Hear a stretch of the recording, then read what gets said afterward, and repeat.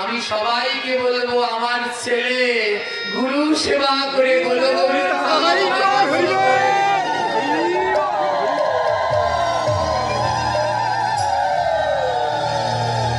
আমার ছেলে গুরু সেবা করে গোলক বৃন্দাবনে গমন করেছে। নিয়ে যান গুরুদেব, ওকে নিয়ে যান। গুরুদেবের দুই নয়নে জল। ছোট্ট ছেলেকে বলছে, যা বাবা, আমি যেটা পারিনি তুই সেটা কর। গুরু সেবার মতো এমন সেবা আর হয় না। যা যা যা, আজ থেকে প্রাণ ভরে গুরুর সেবা কর, যা। ছোট্ট ছেলেটা গুরুদেবের সাথে রওনা দিল। কিছুটা দূরে গিয়ে আবার দৌড়ে এসেছে মায়ের কাছে। ও মা, মা, আমি তো তোমাকে ছাড়া ঘুমাতে পারি না।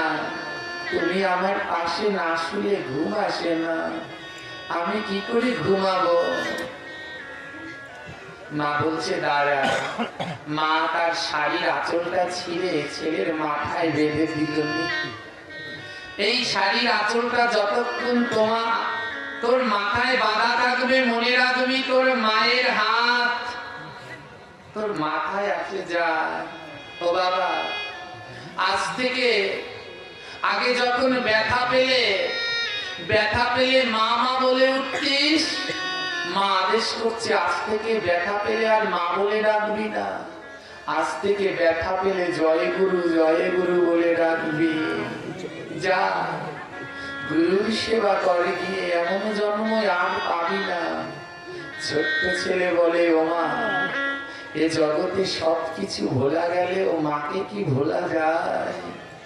মাকে কি ভোলা যায়? ও মা, আমি তোমায় কি করে ভুলবো? মা বলছে, আমার আদেশ, যা গুরু সেবা করে গিয়ে।